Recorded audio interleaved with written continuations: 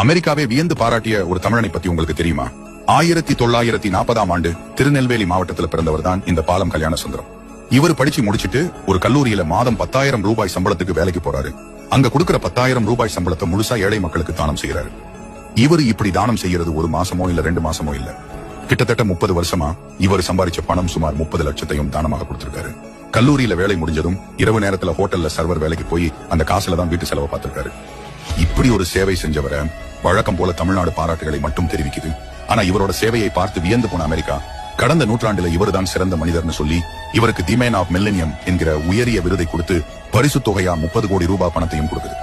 இதை வாங்கிக்கிட்டு சொந்த ஊருக்கு வந்த கல்யாண சுந்தரம் மீண்டும் ஏழை மக்களுக்கு உதவி செய்கிறாரு. எவ்வளவு தெரியுமா? அமெரிக்கா கொடுத்த 30 கோடியையும்.